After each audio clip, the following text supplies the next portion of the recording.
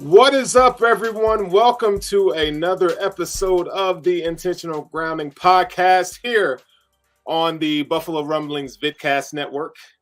And I'm your host, Sterls. And we're going to have some fun tonight, man. I got a very special guest in the building. All right. Now, you guys know him as Mr. Bruce Exclusive himself, but he is a dear friend of mine. And, anytime I have him on the show, it's always good to talk ball. But tonight, we're going to be talking some NFL draft. And I have my guy here, Mr. Bruce Nolan. What's up, my dude? It's a party all the time, Sterling. It's just disco balls, dancers, the whole thing. Just boom, boom, boom, boom, boom, boom, boom, just all the time. That's the only way I know how to be. Now, how did I know you were going to say is disco balls and all the things, man? It's a Bruceism. It's a Bruceism. Well, hey, man, I'm glad that you are here tonight to hang out with me on the podcast. If you are watching the show here on YouTube, you can also find me on the TikTok. Bruce, I have a TikTok, okay? And we are live right now on the TikTok. So without further ado, shall we get into this thing, Bruce? I think we should. All right, let's do this. Okay, so first things first. All right, we saw Odell Beckham.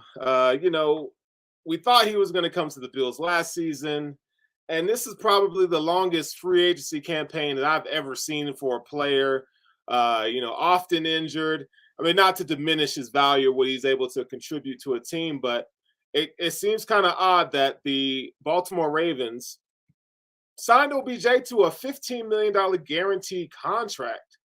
Now, there were reports that he wanted 20. And then he said, I just don't want 4. So I guess someone out there offered him $4 million, but turns out he gets 15 from the Baltimore Ravens. And, they got Odell, right? They got Bateman, Mark Andrews, but they really don't have a quarterback at this time. I mean, Lamar Jackson hasn't, the saga is still out there for to be sorted out. So, Bruce, thoughts on OBJ and the money and what his potential impact could be on the Ravens this season?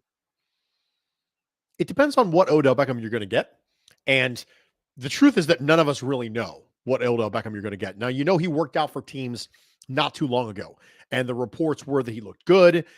There was some video tracking being done that were showing him in the high 18, low 19 mile an hour range as far as getting into his gait full speed. So he can still run, which is good. But I think you were starting to see in Los Angeles before he tore his ACL in the Super Bowl, you were starting to see that he can still be a good player. Now, I don't think that the idea that you're getting Odell Beckham circa 2017 is coming back again. I don't think that's an option. But can you get 70% of that? Can you get 60% of that? Is that a good enough to be a 1B or a 2 in the league? And when you look at the Baltimore Ravens, who have historically struggled to develop wide receivers, not just because they're not picking good ones, but also because of Greg Roman's offense, now they find themselves in a different situation. Now you look, brand new offensive coordinator, which should appeal to Lamar. You have a brand new weapon, which should appeal to Lamar.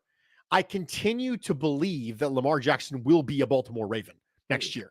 Not just because I think they'll mend fences, but also because there haven't been any reports of anybody talking to Lamar Jackson. In fact, the opposite has been true.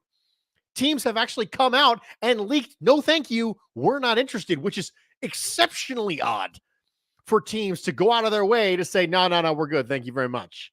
And so for me, if you think that Lamar is going to be back with the Ravens next year, which I do, then you say, okay, how many potential impact weapons were out there? This is a terrible free agent class.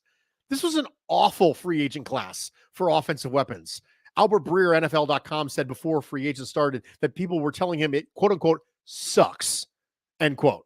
So this idea you're going to go out and get difference makers in free agency, Odell Beckham is the closest thing possible if you can get him back to not what he was before, but in the same zip code, in shouting distance, in the area code of what he was before. So I think it's a good move for the Ravens because you brought in a new offensive coordinator who's probably not going to treat Lamar quite as much like he's Colin Kaepernick, like he's Tyrod Taylor, Lamar is a quarterback. Lamar is a pocket passer. Lamar is all those things. Now, he's a great athlete at the position, but Lamar's statistics from the pocket in the NFL have been exceptional. And especially when you come in breaking routes. And what does Odell do well? He does in breaking routes. Is one of the reasons why he was struggling in Cleveland, because Baker Mayfield never made it to the backside dig. So he's like, what's the point of running these routes if Baker Mayfield never makes it to the backside in cutting routes in Kevin Stefanski's offense?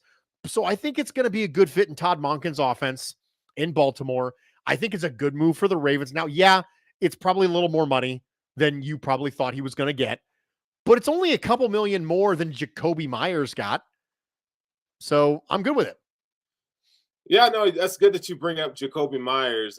Yeah, and I agree. The free agency pool for wide receivers was pretty bad, and you know, it all kind of shaped up last season when you saw, you know, a lot of these wide receivers getting big time deals, record setting deals. You know, so I kind of agree. I feel like, you know, Lamar Jackson, I don't know why teams are coming out saying they don't want Lamar Jackson, why they're not pursuing him. I mean, because the next team we're going to talk about, I really do question why they don't want Aaron Rodgers, and that's the New York Jets. Now, I've talked about this on the show with some of my listeners, but I haven't talked to you about this, Bruce, and what your take on Aaron Rodgers, kind of his potential fit in the division. And we could kind of keep Lamar Jackson in this conversation because I feel like, you know, if you're going to spend assets for a quarterback, why wouldn't you get the younger option? And if you're going to give up picks or first round picks or whatever the Packers are willing to part ways with or to acquire, why do you think the Jets want Aaron Rodgers versus Lamar Jackson? I think the first thing is that the Jets don't necessarily value Lamar Jackson as a passer the way that you probably should be. And the second thing is that they can get Aaron Rodgers a lot cheaper. And I think the Jets, in their heart of hearts, know that a quarterback really elevates them, but they're not a quarterback away. Mm. So I need a quarterback plus. And if I need a quarterback plus, because let's be honest, the goal is to save my job, right? That's everybody's goal all the time, is to save their job. And if you have Joe Douglas and you have Robert Saleh and you go, okay, I want to save my job. The only reason you need to go out and get a quarterback is because you missed on Zach Wilson. So a lot of people don't get 3 tries at a quarterback. You get 2. Sometimes you only get 1. Well, they already burned their first shot, which was Zach Wilson. That's done. I don't care what they say. I don't care that, well, Zach Wilson's still a future of this organization. He's still a part. No, he's not. Okay? It's over. It's over for Zach Wilson. So you got a second shot. And you'd like to be able to get your second shot with Aaron Rodgers, who can save your job, and still have your first round pick to be able to utilize that on offensive line or a weapon or something like that. If you go out and try and get Lamar Jackson, you don't have the quarterback plus. You don't have quarterback and anymore because you spent all the assets on Lamar. But if they think they can swap 13 and 15 with the Packers and then give up 42, that's way better. You still have 2 top 2 picks at that point. You still have 15, you still have 43. So if your options are get Aaron Rodgers and then also have assets to spend to build around him, or get Lamar and have less assets to build around him, when you're thinking about saving your job, you're just thinking about right now. Right. You're not thinking about whether or not Lamar is going to be the best option in 4 years, because he probably will be a better option than Aaron Rodgers in 3 years, because Aaron Rodgers, by his own admission, was 90% retired this offseason. You are renting Aaron Rodgers, and you don't know how long you're renting him for. And every single offseason, it's going to be is Aaron coming back? And every single year, it's going to be, are we going to appease Aaron so he comes back? And look, you signed up for this on purpose because you're trying to save your job this year. That's why you did it. You weren't looking at 3 years from now because the heat's on you, and the heat's on you because you missed on Zach Wilson. So all of this trickles out from you missing on a quarterback. You miss on a quarterback, so the clock is ticking. The clock is ticking, so you got to get Aaron Rodgers. But the clock is also ticking for you to make sure you build around the quarterback, which is why you go for Aaron Rodgers, not Lamar Jackson. So we can make an argument as to whether or not it's smart, but it certainly does make sense based on where the Jets front offense is. Yeah, to me, it just I understand like the idea of not wanting to get fired at the end of the season. But man, if just from a Bills perspective, like you gotta like what Joe Douglas and the Jets have been doing in terms of building that roster. Like if I'm Woody Johnson, I would take a stab at kicking the can down the road a little bit and let these guys come back, because I mean this is the only pulse that they've had since for years. I mean they've been perennially just bad. So I like Joe Douglas as a GM. The Zach Wilson pick was, I mean, it didn't work out, but man, if I'm in the market for a quarterback, I'm going to get Lamar Jackson, or I'm definitely trying another rookie. But I totally get, what have you done for me lately? This is the NFL, which is not for long. So I just think it's interesting, man. The Jets do have a pretty damn good roster, though, in terms of what they've been able to do. Brees Hall, I mean, we'll see when he comes back, but they got your boy Garrett Wilson. I know you're proud of him over there, former Buckeye. Always. But it's really good, man. So I'm glad we kind of cleared some of that stuff up. So we're gonna shift to some Bills talk right now. So the Bills went out and they signed Shaq Lawson. Shaq is back on a 1-year deal. This one isn't surprising, given Shaq Lawson is probably the best edge setter that the Bills currently have at defensive end. So I like the move. I thought he'd probably get a little bit more running free agency, but I guess that doesn't mean that no team offered him any more money than the Bills did. Maybe he just felt like his best fit was with the Bills. Bruce, how do you like that? Shaq's best fit is going to be the Bills. I think that's been proven. You had his best play and his best years have come in Buffalo under Sean McDermott. And so you go to Miami, you play perfectly reasonably, but they cut you after a year. You go to New York Jets, they cut you.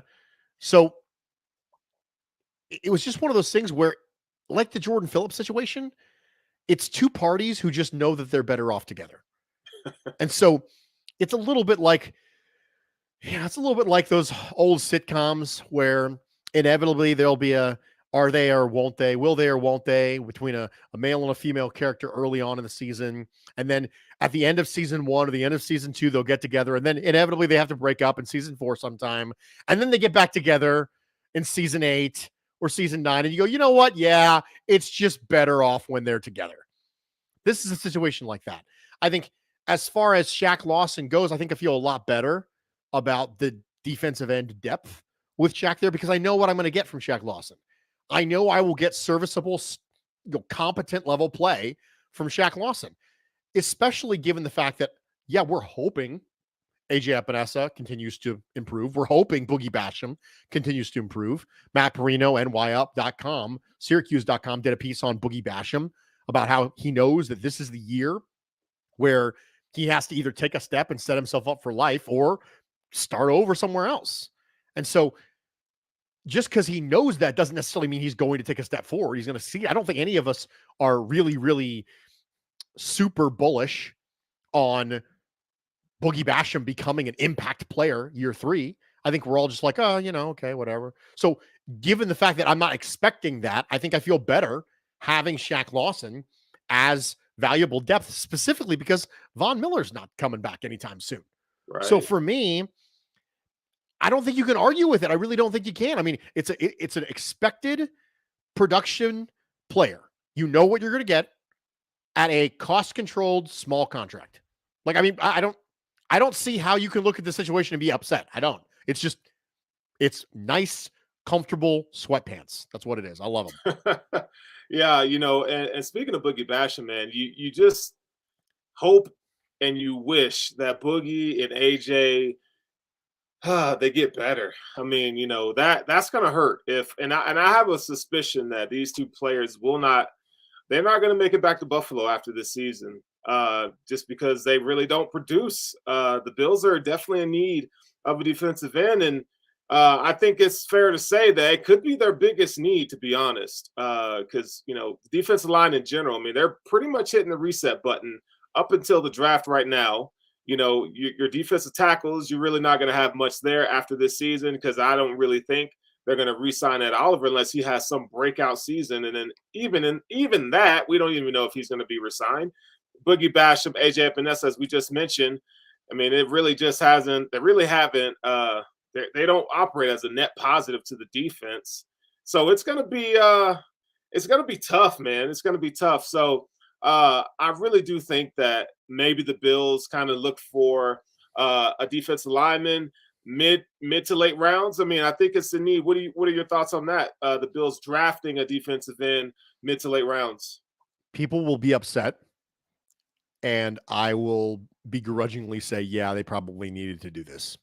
Yeah. I won't be thrilled about it because you hate to see him keep dumping resources into one position. But the fact of the matter is, if you're not getting the results that you want, then it doesn't really matter what you've dropped into it before. So if you don't think that Shaq Lawson will be back for a third consecutive 1-year deal next year, and you don't think AJ Epinesa will be back, and you think Boogie Basham is going to go into the final year of his second round contract and they won't have any meaningful extension conversations with him, and you have a contract with at the time, that will be a 35-year-old Von Miller. Folks, I mean, I like Groot and I like the way he's progressed, but you got nothing aside from him if Shaq decides he doesn't want to come back on a third consecutive 1-year deal. If AJ Epinesa and Boogie Basham don't step forward, if Von Miller, I was something that we didn't really talk about at all this offseason, and you probably should have, was they restructured Von Miller's contract. If Von Miller retires, that's going to hurt a lot because there is no such thing as retirement in the salary cap world. Retirement's not a thing. It's exactly the same as you cutting him.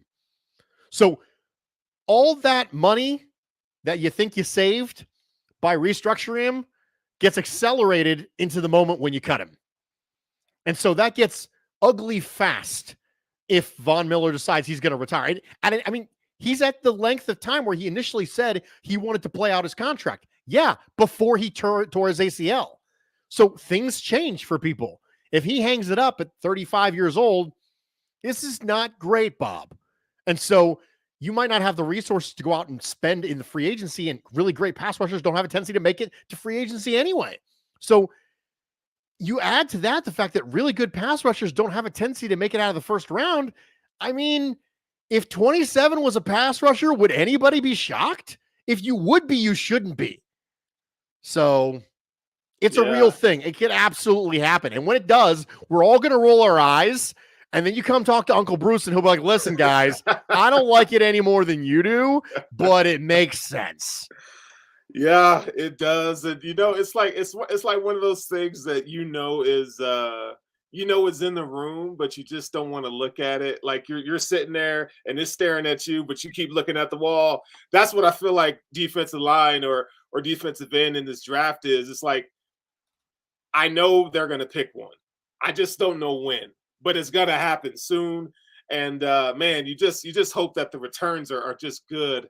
Because you're talking about defensive ends, man, and it's I think it's a deep class per se. I mean, not a top end talent, but I think there's a lot of solid talent. Maybe you could get a guy like Boogie Basham, in the 5th round, and Iku Leota or Fihoko Viami or somebody like that. I mean, if you're going 4th, 5th rounds, it's got some depth there. I just hope that Darryl Washington, these guys, they can develop a defensive end that can contribute within the next couple of years because like they did in the draft a few years ago, they might be double dipping at defensive end, not this year, but the following year, unless there's something that pops up in free agency. So it's gonna be interesting. So we talked about there was a report. Okay, shall we jump into this Bills report, Bruce? Are you ready for this? Yeah, okay. I'm ready. Let's do it. Okay, let's do it. So, Don Cleveland said that the Bills could be potentially looking to move up in this upcoming draft. Now, when I read that, I said, cap. I just do not think the Bills are going to trade up. And I started thinking, okay, if the Bills were to trade up, and the report said they were trade up for a offensive lineman or a skill player of some sort. So let's put our Brandon Bean hats on real quick, Bruce. And first, tell me what your thoughts are. What was your initial reaction to that report? And then, let's talk about some potential draft fits. Let's say, if the Bills move from 10 to 20, some potential draft fits. My reaction to the report was this. All right, whatever. I don't believe anything at this point, because here's all that needs to happen for that report to leak. Ready? Here we go. Hey, Sterling. Yeah.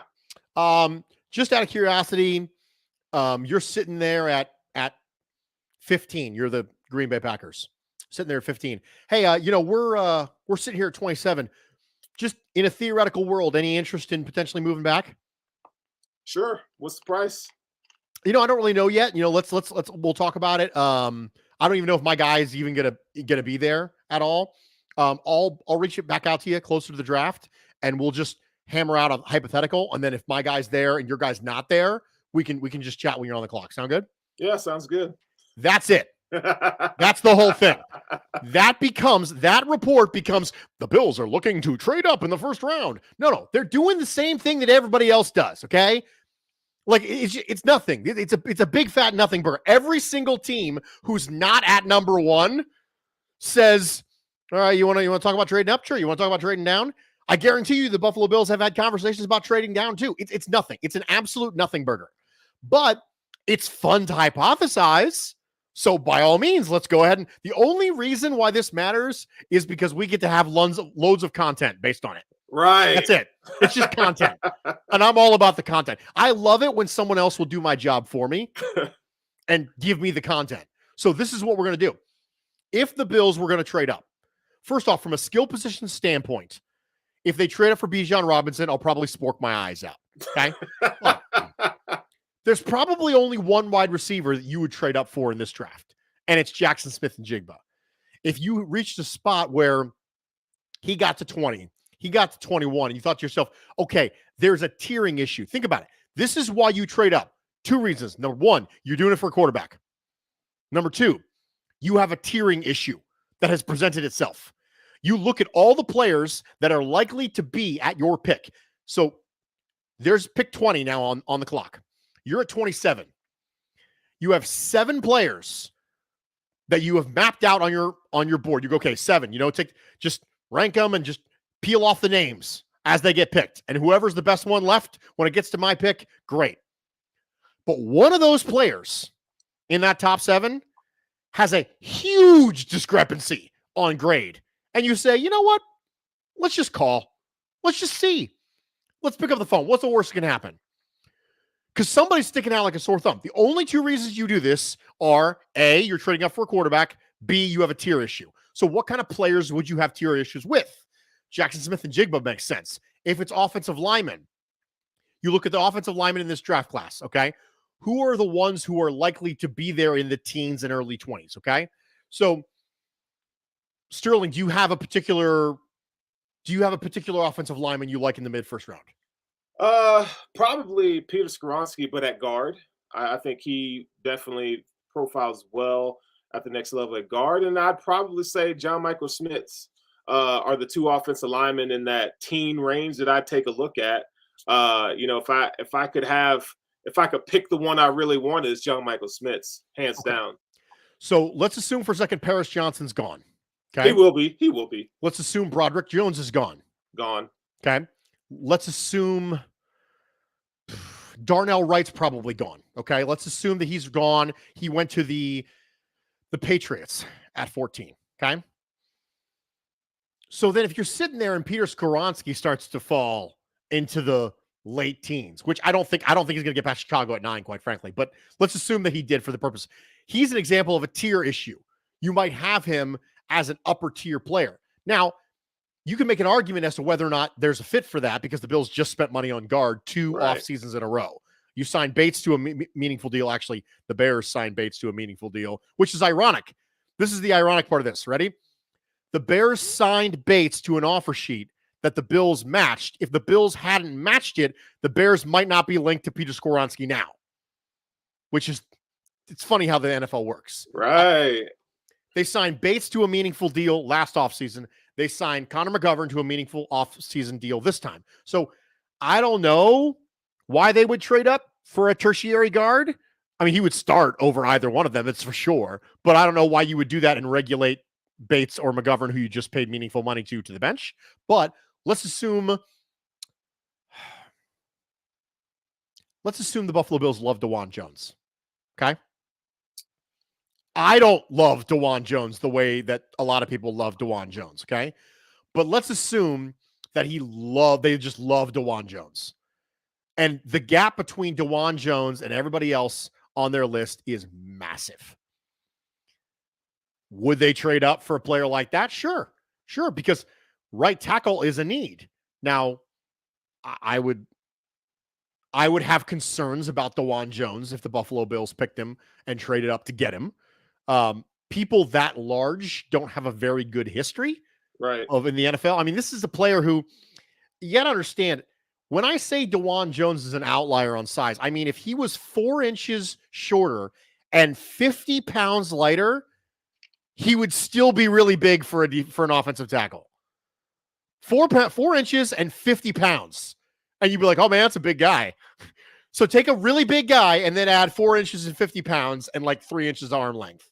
Like, he's a huge guy. People that big don't have a tendency to have a successful careers in the NFL. But that's an example of a tiering issue. Because I don't think Skoronski, Johnson, Broderick Jones, I don't think any of them are going to be there. Right. Or even close, even sniff. I think that the run on offensive tackles and offensive linemen is going to happen, and it's going to push wide receivers down, quite frankly. I think there's going to be plenty of wide receivers who you don't expect to be there in the second round. They're in the second round. Like, it happens every year. If Quentin Johnston was there in the second round, I wouldn't be shocked. If Jordan Addison was there in the second round, I wouldn't be shocked. I'll be mad at the Bills for passing on Addison at 27, but if he was there at 33, I'm not going to be shocked. So for me, when I look at jump ups, I go, okay, it's a tiering issue. And the only tiering players are the offensive linemen who you didn't think would get to you and Jackson Smith and Jigba. Yeah. Now, it's funny that we're talking about a lot of Buckeyes on this show, Bruce. Okay. There's a lot of them. You guys had a, oh no, I love it. I listen, you know this. I don't hate Ohio State. I just hate them when Michigan plays them. But you can't deny that team was extreme. They're loaded. I mean, they got talent. They just churn it out, man. So, I'm excited when we get to talk about some Wolverines, but the Bills don't draft Wolverines. Brandon Beane's like, I don't want them or something. But Jackson Smith and Jigba, let's talk about him. So, I think he's everyone's fangirl when it comes to trading up for a wide receiver. So because you are an Ohio State alum and that's your squad. Let's talk about Jackson Smith and Jigba. What are the pros of having Jackson Smith and Jigba being drafted or traded up for by the Bills? I think the first thing is that he fits what you think the Buffalo Bills need on passing offenses, regardless of what you think that is. So there are multiple different approaches to what do the Bills need in a receiver. You can either say they need a player who can separate on the outside and you can help bump Gabe Davis into like more of a power slot role, which he played a little bit more under Dable than he did under Dorsey.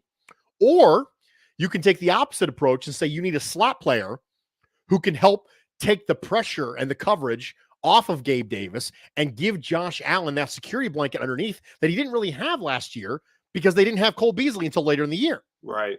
No matter what your diagnosis is for the Buffalo Bills passing offense as it relates to wide receivers, Jackson Smith-Njigba is the formula solution. Like that, he is the Yes, answer. he is. He is the whatever cures your ills, he's that guy no matter what your ill is. So he is the player who, if you want to make him a pure slot player, he can be a pure slot player, and he can have nuance to his route, understand spacing, understand pacing, understand separations, all the little minor stuff. The thing that people don't understand necessarily about Ohio State wide receivers is Brian Hartline is the best wide receivers coach in the country. And I don't think it's close. It's true. Okay. He is the best wide receivers coach in the country. And the discussion about Brian Hartline when he was a player and when he came out was, man, he's going to be a great coach someday because he knows all the things to do. He's just not quite as good of an athlete as you want him to be able to do all the right things, right? He knows all the stuff. He's a crafty vet. And you don't say that about a player who's being drafted, right? You don't say a rookie is a crafty vet unless it's Brian Hartline. Well, now he's taken all of that craftiness and injected it into people who are way better athletes than he ever was, right? I understand Jackson Smith-Njigba is not going to run a 4.4, okay? I get that. But please, I beg of you to pay attention to his agility numbers, okay? Jackson Smith-Njigba is a freakity freak athlete when it comes to agile numbers. I mean, he's top 99th percentile of agility numbers. Oh, yeah. So, yes, he doesn't run the absolute fastest in a straight line. I said this about safety. I'm going to say it about wide receiver. Give me somebody with instincts who can change directions quickly. That's how the game is played. That's what matters. And so Jackson Smith-Njigba is a player who I don't think he's a slot-only player. People said Justin Jefferson was a slot-only player too. But he can release, right? And he can separate at the stem. If you can release and you can separate at the stem, you don't have to be a slot-only player. If you want him to be, he can be. But I think he's wide receiver 1 in this class. And for me, the thing that does that for me is that no matter what you think the Bills need, the answer is Jackson Smith-Njigba. Yeah. And let me add this in there, Bruce. You know, I feel like, you know, we talk about Odell Beckham and his ability to get on those crossing routes, those backside digs. You know, I feel like Jackson Smith-Njigba right now, to be honest, is a better route runner than Odell Beckham is. What do you think about that? Because I feel like Jackson Smith-Njigba, he has different gears. Like we talk about top of stem, like he can do all that. Those deep overs that the Bills like to use with John Brown, Jackson Smith-Njigba will body those routes easily, right? With change of pace and separation and, you know, eye manipulation when in terms of like getting into his release and his routes. I mean, he is exceptional, okay? He's exceptional. What are your thoughts on that? I don't hate that statement. I don't hate that statement at all. Odell Beckham didn't ever win with crafty route running. That wasn't the method by which he won. He won because he has unbelievable hands, right? Unbelievable hands, right? Just some of the best hands you've ever seen, right?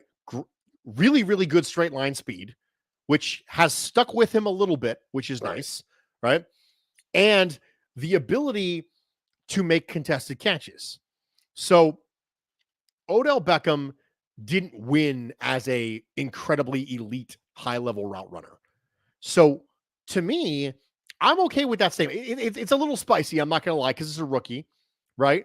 It's a rookie, but there's a lot of pacing and nuance to Jackson Smith-Njigba that does not get nearly enough credit. I love Lance Zierlein from NFL.com, but his comp for Jackson Smith-Njigba was Jarvis Landry, which I think is a little bit, I think that's selling him a little bit short. Jarvis Landry is a bad athlete for the position.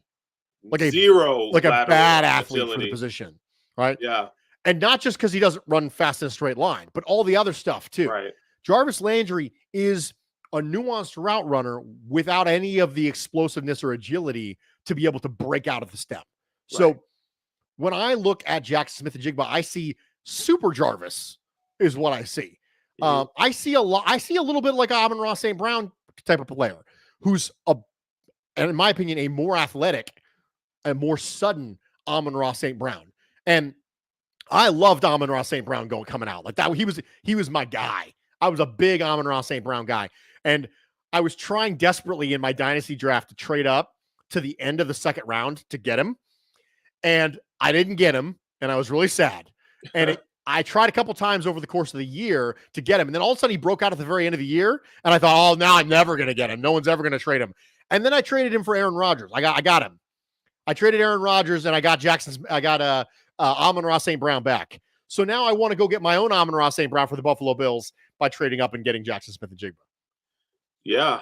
I mean, if the Bills are serious about moving up, I would be, to be honest, I would be okay if the Bills were to give up a first-round pick next year to go get Jackson Smith-Njigba. Oh, spicy. I would be okay with that.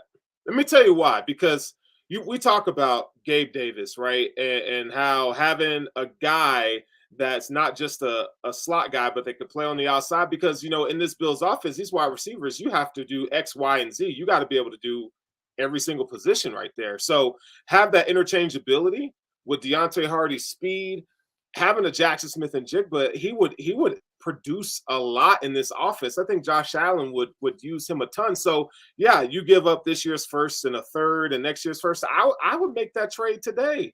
I mean, think about it. The Bills next year are going to be right around in the same place at 27 or 32, somewhere around there. What's the point? Like, just do it. Get a difference maker. They need it. I don't know if I can get that far, man. I don't like trading up and giving up next year's firsts unless I don't like doing it unless it's for a quarterback. Cool. But teams do it. That's the thing. Teams do it. Yeah. So Marcus Davenport's a great example, right? I absolutely lambasted the New Orleans Saints for trading up for Marcus Davenport and giving up a first, right? That didn't work out too great for him, but I don't like, you don't know what's going to happen, man. I basically can never get behind giving up next year's first. I just can't do it. Okay. Here's a scenario for you. Would you rather draft Bijan at 27 or trade up and draft Jackson Smith-Njigba knowing you gave up next year's first? Oh my gosh. Why are you doing this to me? Oh, come on. What did I ever do to you? I think these are scenarios that we don't think about, but they're real. These are real scenarios. I don't understand why you do this. You invited me on your show just to do this to me? You didn't tell me it was going to be torture. You didn't tell me you were going to do me like that. You just blindsided me. Why you got to do me like that? Okay, so let's add a little something to the pot. If the Bills trade up and draft Jackson Smith-Njigba, I'll buy you his jersey. All right. In that case, I will say I'd rather trade up and give up next year's first than I would rather do that than draft Bijan Robinson at 27. I knew you would do it, but if I don't like either of these options. Okay, but it's real. They could actually do it. So if the Bills go get Jackson Smith-Njigba, I'll buy you the jersey. All right, deal. All right. A deal. Okay, all right. So hold me to it. Okay, so as we're continuing our draft talk, so let's. There's this, Brandon Beane talks about drafting best player available. I feel like he rarely does it. I don't feel like it's, I think, a lot of GMs say they draft best player available, but in reality, they're actually drafted for need, right? And we've seen Brandon Beane do this with Gregory Rousseau, Kyrie Elam, right? What's your thoughts on Brandon Beane's philosophy of drafting best player available versus positional value in the first rounds? Saying that you're going to draft best player available is absolute garbage. Nobody does it. Exactly. The phrase best player available is literally only for post-draft press conferences.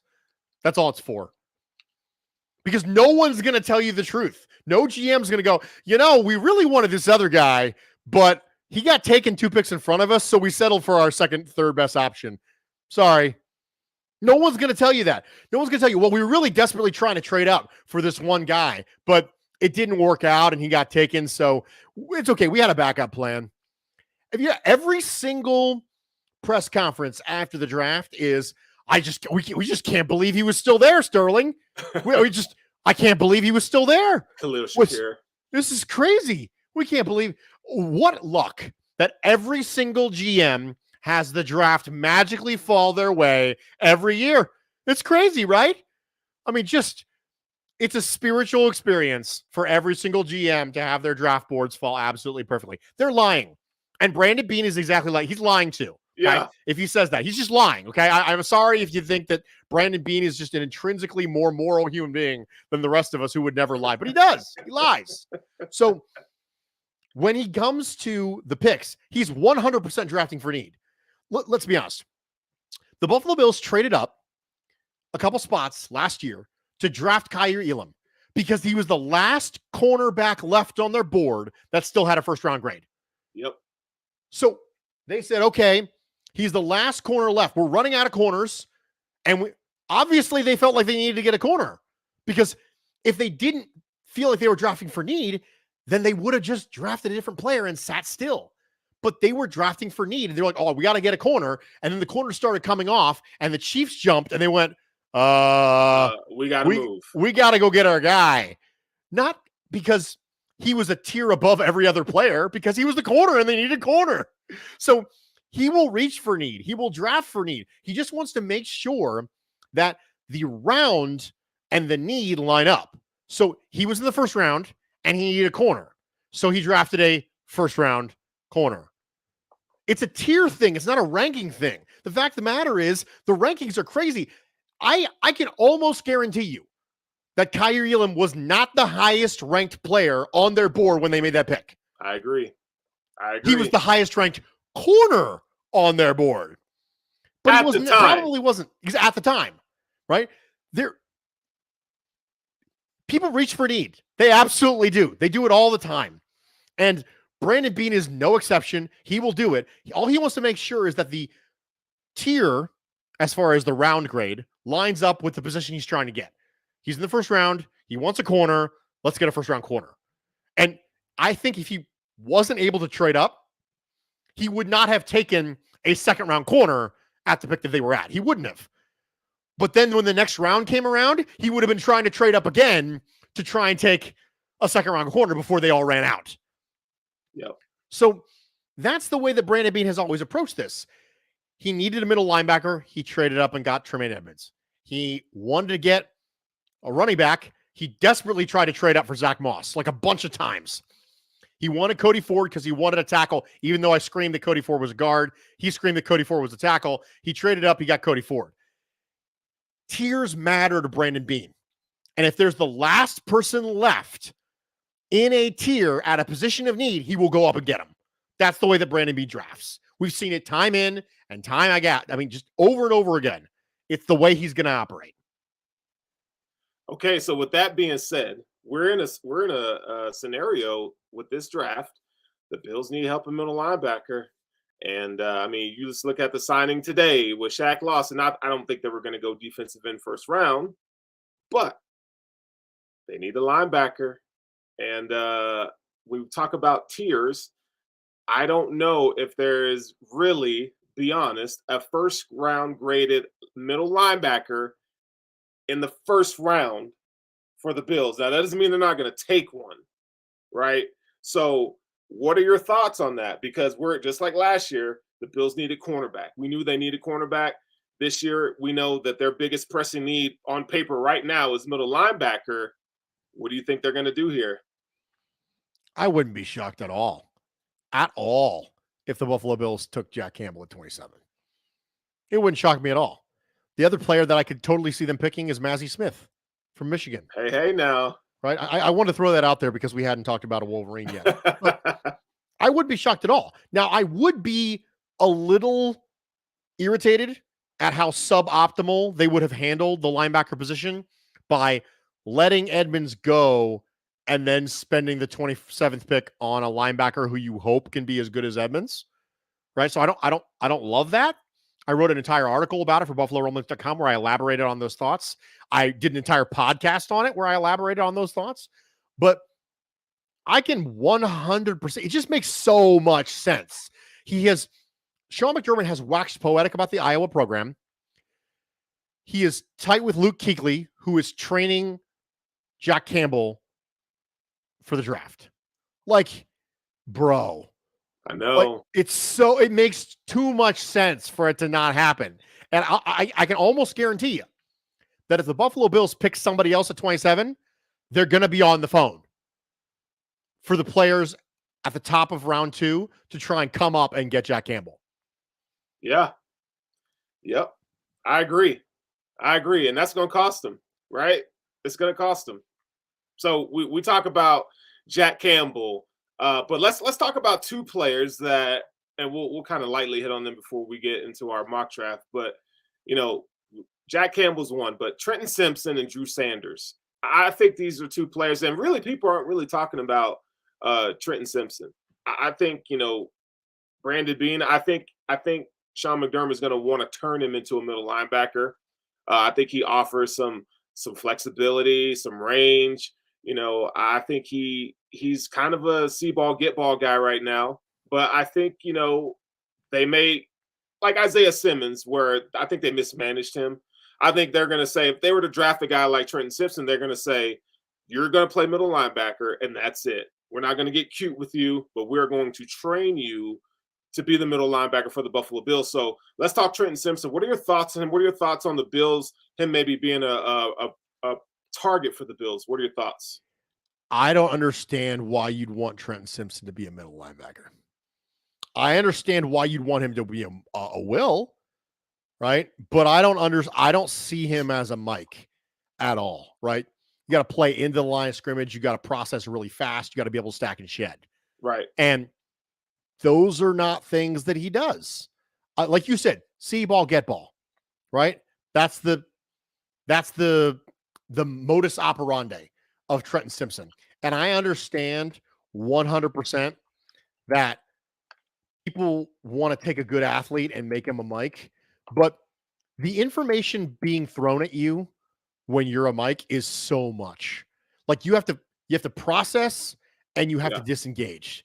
And I'd much rather have Trenton Simpson. I think you'd be neutering Trenton Simpson by getting him and saying, hey, be a Mike. I just don't think that's what. You remember Voshon Joseph? Sterling? Oh, yeah. University of Florida. I liked Voshon Joseph as see ball, get ball, right? See ball, get ball, right? I feel like Trenton Simpson is a upgraded version of Voshon Joseph. I just don't want to put him in Mike. If you already told me that you were going to move Matt Milano, then I'd be more interested in having him as a will. But I like Trenton Simpson a lot more as an overhang player than I do as a Mike. So, it's tough because, you feel like before their coach left to go be the head coach of the Oklahoma Sooners, the way they used him in multiple sets was intriguing, Now, just in my time of covering the draft, I feel like one of the things I've learned is just because he doesn't do it, or wasn't asked to do it, doesn't mean he can't do it. So I look at him and look at his athletic profile, and the instincts lack. But somebody's going to take a chance on him. Unquestionably. And I am to the place where it's not far-fetched that the Bills would take a shot at him. Like drafting Boogie back, AJ Epinesa is a prime example of this. I could not stand him as a prospect. Didn't like it. I thought there's no way the Bills are going to draft AJ Epinesa pre-draft. And lo and behold, here we go. Cody Ford was another one. Like I didn't like Cody Ford's game at all. I didn't like Utah running back Zach Moss. I just didn't like it even before they picked him. And so I've kind of washed my hands of the idea that, well, just because I like him or don't like him doesn't mean Brandon Beane is the same way. I just think, we aren't talking about, I don't want anybody to come on draft day and the Bills select Trenton Simpson. They're like, what in the, I don't want you to be surprised because it could happen. I wouldn't be shocked. I would really want to know what the plan is. Right. And I think you're asking a lot of your linebackers coach at that point. And I know linebackers coach for the Buffalo Bills is a good coach. Right. But I think you're just asking a lot of a player for Trenton Simpson. I mean, you already worry that there's a size component there. And if you're not going to beef up your 3-tech, if you're going to go in with Ed Oliver as your 3-tech, you also have a small linebacker. So you're sacrificing size from going down from Tremaine Edmonds. Now, to be fair, the overwhelming majority of linebackers are sacrificing size to Tremaine Edmonds. So let's start with that. Okay. Right. Everyone's sacrificing size. I mean, Tremaine Edmonds is one of the biggest linebackers in football, period. Right. But you're sacrificing a lot of size. And I don't like him playing into the line of scrimmage. Right. I like him as an overhang player. I like him as a chase player. I like him as a see ball, get ball player. But you brought up Drew Sanders, right? Right. I can get behind Drew Sanders a little bit more because there's untapped potential there, right? This is a scenario where, I mean, this guy was an edge for Alabama, right? He transfers to Arkansas, and now all of a sudden he's an off-ball linebacker. I'm not saying he's Micah Parsons, okay? That's not what I'm saying at all. Please don't misunderstand. But that idea that you can mix and match that skill set, you can have him as an off-ball linebacker, and if you need him to rush, he can do that because he has that background. That's intriguing to me, but also the fact that he's still new to the position helps me because I can see a trajectory for him. So I can see a trajectory for Drew Sanders, right? So when I look at someone like Viliami Fahoku, you mentioned him earlier, okay? Right. Mm-hmm. He's an edge for San Jose State, okay? Right. A redshirt senior. I've seen a lot of Fahoku, right? He's been around for a while. Right. The reason why he's probably going to be a day 3 pick is because nobody sees untapped potential, right? He's just the same guy every single year, right? You're like, okay, I know what I got with him. You kind of like that. But do you think he's an ascending player, for example, right? You look at Drew Sanders and you say, okay, maybe he's an ascending player. This is still a guy who's learning to play. Now, I just did Chris Collinsworth. Now, here's a guy who's still learning to play the position. And you think to yourself, okay, well, they drafted a freak before who they kind of taught how to play the position and was young, Tremaine Edmonds. Let's do it again. So I am more interested in Drew Sanders than I am in Trenton Simpson by a decent amount, just because I think that there's trajectory there. Okay, so let's get some Bruceisms in here. Okay, Bruce, let's talk about this because you call this a hot take or not, but I'm ready. I think based on that, and based on the fact that Sean McDermott is now the defensive coordinator, who is a lot more aggressive as a play caller than Leslie Frazier, it kind of sounds like Drew Sanders could be the linebacker the Buffalo Bills want more than Jack Campbell. Think about it. It wouldn't shock me at all. You drafted Terrell Bernard, who they came out and said that he could possibly be the middle linebacker, right? And with the skill set of Drew Sanders being a little multiple, he can rush. He can play some outside stuff, but he has size and athleticism, and he can't tackle. So you add that in there. That's a Bills profile for a linebacker. It kind of sounds like it's Drew Sanders, Jack Campbell. If Sean McDermott's defensive coordinator, I think if Leslie Frazier's the defensive coordinator, is Jack Campbell. But I do think that because Sean McDermott's defensive coordinator, I think Drew Sampson might be linebacker 1 on that depth chart, the big board. I think Drew Sanders is linebacker 1 for a lot of people, and I think it's because he adds that extra dimension as a pass rusher. I think there's plenty of people, and I like Jack Campbell in the short hook zones, right? But you're not going to ask Jack Campbell to run Tampa 2 for you and cover the deep mail and run with tight ends down the. I mean, listen, I understand he tested really well. He does not play that fast. He does okay? not in game. Jack Campbell does not look that fast on film. Okay, so you're not going to ask him to do some of the things you asked Tremaine Edmonds to do in coverage. Okay, and I'm not saying you're going to ask Sanders to do those things, but Sanders can affect the passing game in more ways because he can also rush the passer. So if you're looking just from a who affects the passing game more, you can absolutely 100% make an argument that Drew Sanders should be above Jack Campbell because you think he has the possibility of being able to affect the passing game more because he's a better athlete on film and also because he can rush the passer. Like, again, a la Micah Parsons. But I don't think there are all that many linebackers in this class that you can feel good about. Right. I mean, I really don't. I mean, this is a bad year to need a linebacker, which is another reason why you might see one go early, because it's a really bad year to need a linebacker. I mean, Jack Campbell, Trenton Simpson, Drew Sanders, Henry Tuotuo, Dion Henley.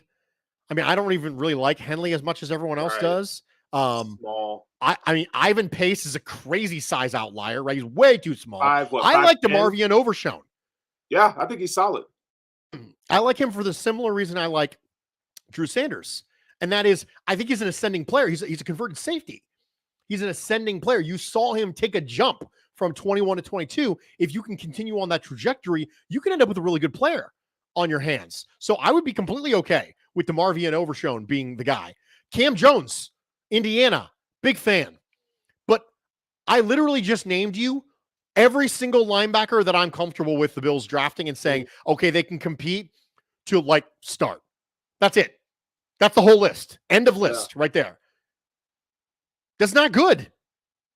This is not a good linebacker class, which is one of the reasons why we just talked about the reaching for a cornerback. It's the last. I think you could see day 1 or day 2, the Buffalo Bills do the same thing at linebacker because they go, this isn't a very good linebacker class. Yeah, I think it's you're right, Bruce. I think it's, and that's the thing with this draft. It's like, that's why I'm okay with going to get a Jackson Smith-Njigba, because I know at least I'm going to get some impact at 27 or wherever they trade up to go get him. That's why I'm okay with it. I mean, look, we talk about Mozzie Smith. I think Mozzie Smith I think he's a good starter quality, but maybe rotational, defensive tackle 3, right? I mean, it's tough. At 27, it's tough. You're better off just taking a wide receiver, even though if it's not Jackson Smith-Njigba, who's probably going to be gone at 9, you might as well just go get, Quentin Johnson or Mario or Jordan Addison. I mean, your options are limited. I would not be upset if it was Jordan Addison at 27.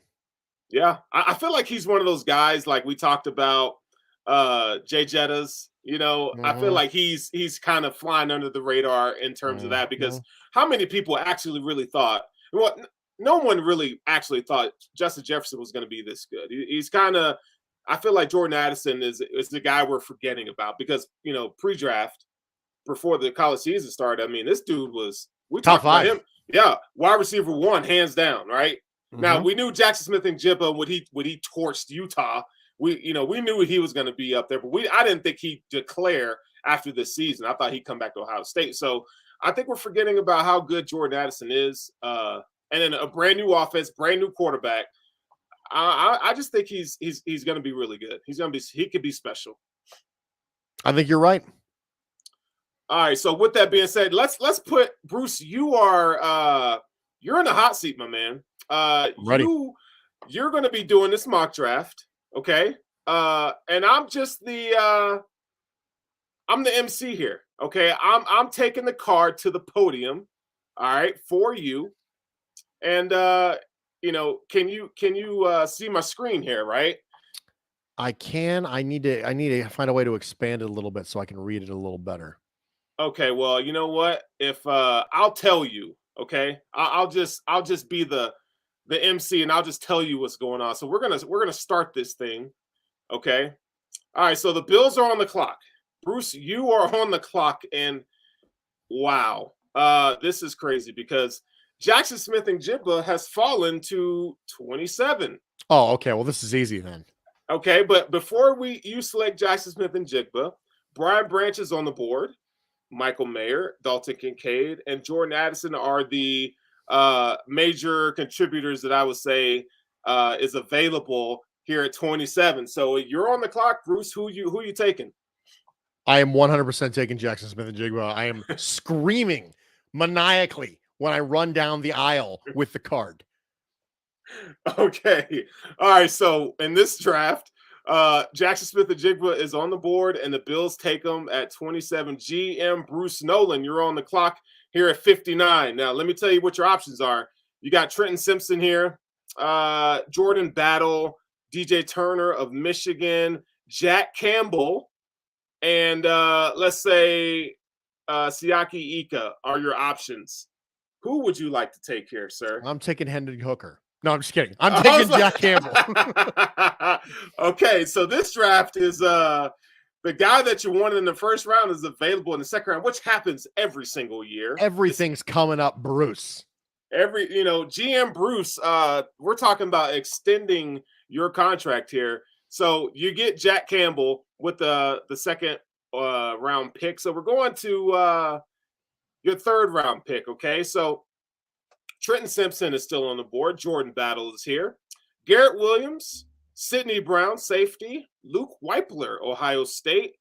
And let's say, we'll keep it with those because I don't think those other guys are needs here. So who are you going to take between Battle, Sidney Brown, and Weipler? I'm taking Weipler. Okay, and tell us why you would take Weipler here, which I like him a lot. I do too. I think he fits the type. First off, if you look at the type of players from an athletic standpoint that the Buffalo Bills have historically liked, they like him taller and leaner. Right, you're sitting at 6'3", 6'4" for Weipler, low 300 pounds, someone who moves really well, and I think that you have a player who gets compared to either Mitch Morse or Garrett Bradbury, depending on how much you like him. Right. But stylistically, this is a player who reminds you a little bit of the rest of the line. And so if you have a player like Mitch Morse, who is getting up there in age, has a history of concussion problems, they signed him into an extension last year, but you want to reinforce that. I'm okay with drafting a player who's not going to play right away in round 3. I'm not okay drafting a player who's not going to play right away in round 1. Right. So I start to look at reinforcing depth here. I look at making sure I'm succession planning, and that's where I end up with Weipler. Okay. All right. So here with our next pick at 131 in the 4th round. So we got, let's see, we got cornerbacks here. I think Elias Ricks from Alabama is solid. I think they're always going to draft a cornerback somewhere. Tank Dell is here. We got, let's see, Mike Morris, Michigan. Andrew Voorhees. Now we know he's going to be out for a whole season. Yeah, we're going to shelf him for a little bit. We could shelf him, but I think he'd be intriguing here. So, and Olusegun Oluwatimi, another offensive lineman, and Riley Moss. And Jaden Reed is there, who people are liking a lot as well. So out of those players, so Jaden Reed, Riley Moss, Oluwatimi, Andrew Voorhees, Mike Morris, who would you take here? I just want you to know how badly I want to take Jaden Reed here. Okay. Okay. I need you to know. I'm not gonna, but Why not? I might. I'll talk back. I'll come back to it. Right. But okay. I just want you to know how badly I want to take Jaden Reed. I am 100% the biggest fan of Jaden Reed. Even though he's a Spartan. Even though it doesn't matter to me. I don't care. Right. I don't have disdain for the state up north. So for me, do me a favor, go to the team needs real fast. Okay. I want to see what TDN says. Okay. They say edge, IDL, tight end, OT. Okay. Let's humor them for a second. Show me the IDLs who are currently on the board right now. All right. Let's see. We can't click it there. Go to the left here. Oh, here we go. Right there. Here we go. All right. So we got PJ Mustapher, Jason Ademiola, Cam Young is here. A guy I like, Devonta Maxwell from Chattanooga. All right, we're coming back. We're coming back for Broderick Martin. We're coming back for Broderick Martin. Not now, but not now. Down here. What spot do they have him at? 366 is his overall rank. 366. Okay. So we're going to go. Obviously, we're not going to reach on that right now, but I'm coming back for Broderick Martin. Just put a pin in it. Okay. All right. So let's look at. You want to take a look at edge? I want to take a look at edge. Mike Morris. Oh. Moro Ajomo. Can I walk away from Nick Herbig? Can I do it? I think that's tough. Do I have it in me to walk away from Nick Herbig? Am I mentally strong enough to do it, Sturls? I think look, man. He's the perfect fit. Yeah, he's the perfect fit. And Mike Morris is a solid, but he played on a stud defensive line, and I think he's one of those tweeners where he could play interior defensive line and defensive end. I like Nick Herbig a lot, though. I think he's a better fit for what the Bills need right now. Is there a better player to be mentored by Von Miller than Herbig? Right. I mean, they have they're both like 6'2", 240-ish kind of players, right? A lot of people projected them as being like a 3-4 edge player. Bendy. Yeah. He's such a nice compliment to Groot on the other side. I'm taking Herbig. Okay. All right. We're gonna take Herbig. Dude, this is shaping out to be a stud draft here, Bruce. You're at pick 139. We're gonna humor me if Jaden Reed's still available. Is he still around? Let's see. Let's go to wide receiver. He's still here. I'll take him. Take him. You gotta take him. Okay. This is a stud pick. Okay. So 207. All right.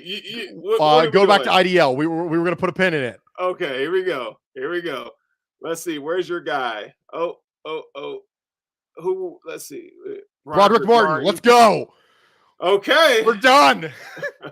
I have beaten the internet. The final boss was really hard. Wow. So let's review this draft here. So you got Jackson Smith-Njigba, Jack Campbell, Luke Weipler, Nick Herbig, Jaden Reed, and Broderick Martin. Now, folks, if Brandon Beane comes away with this haul, look, man, that's probably the best draft that he's ever going to have. See, now the problem is I'm going to be really upset when this doesn't happen now. Expectations minus reality equals disappointment. I'm about to be disappointment. Man, I'm gonna screenshot that and send it to you, Bruce, so you can have that for your put that on your mantle, because that's probably the best. That's the best draft that I've had, okay, that I've seen available on a mock draft machine without any trade ups, okay, or trade down. That's pretty solid, man. Well, I'm pretty happy about it. All right, so before we get out here, Bruce, why don't you tell our lovely listeners here where they can find you and your work? Well, if you would like more of my ramblings, you're welcome to find them on Buffalo Rumblings Weekly. I write a piece for BuffaloRumblings.com. Also, my show, The Bruce Exclusive, drops in podcast form every Thursday morning on the Buffalo Rumblings Podcast Network. Bruce, man, you are the freaking you're the man around here, dude. And I just appreciate you as a friend, having you on the show. You coming hanging out and talking draft with you is always fun. We're listening to the Buffalo Rumblings vidcast feed. All right, you can find all of our stuff at BuffaloRumblings.com. We have shows every single day for you guys. Make sure that you guys come and check us out. And Bruce, it sounds like, can I get a Go Bills? Go Bills. All right, we out of here.